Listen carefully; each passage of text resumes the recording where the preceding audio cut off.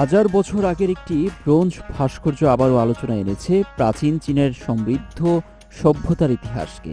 চীনের সিচুয়ান প্রদেশের বিখ্যাত শানসিংতুই ধ্বংসাবশেষ থেকে উদ্ধার হওয়া ব্রোঞ্জ নিদর্শনের নতুন গবেষণায় এসেছে যে প্রাচীন সুসভ্যতা চীনের অনন্য অঞ্চলের সংস্কৃতির সঙ্গে ঘনিষ্ঠভাবে যুক্ত ছিল।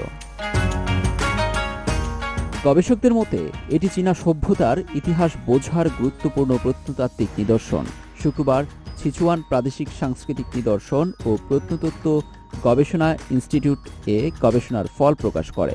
গবেষণার কেন্দ্র ছিল শানসিংতুইয়ের একটি বলিদান গর্ত থেকে উদ্ধার হওয়া হাঁটু গেড়ে বসা একটি ব্রোঞ্জ মানব মূর্তি, যার মাথায় বসানো আছে একটি ব্রোঞ্জ পাত্র।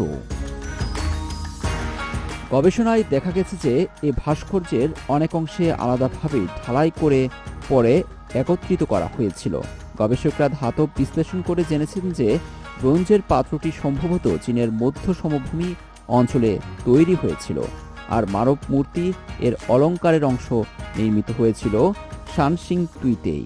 এসব তথ্য প্রমাণ করে যে সে সময় বিভিন্ন অঞ্চলের মধ্যে প্রযুক্তি, উপকরণ ও সংস্কৃতির আদান প্রদান ছিল বেশ সক্রিয়। বিভিন্ন অঞ্চলের উপকরণ ও নির্মাণ শৈলীর এই সংমিশ্রণ শুধু একটি শিল্পকর্মই তৈরি করেনি, বরং বহু আঞ্চলিক সংস্কৃতির পারস্পরিক বিনিময় ও সংহতির সাক্ষ্য বহন করছে। আর এভাবেই নানা সংস্কৃতির সমন্বয়ে গড়ে উঠেছিল প্রাচীন চীনা সভ্যতার ঐতিহ্য। গবেষণায় আরও দেখা যায় শানসিংতুইয়ের এই ব্রোঞ্জ নিদর্শনে আলাদা অংশ তৈরি করে পরে জোড়া লাগানোর প্রযুক্তি ব্যবহার করা হয়েছিল। অন্যদিকে মধ্য সমভূমির বিখ্যাত ব্রোঞ্জ পাত্র হৌ মো ইউ থিং তৈরি হয়েছিল ঢালাইয়ে।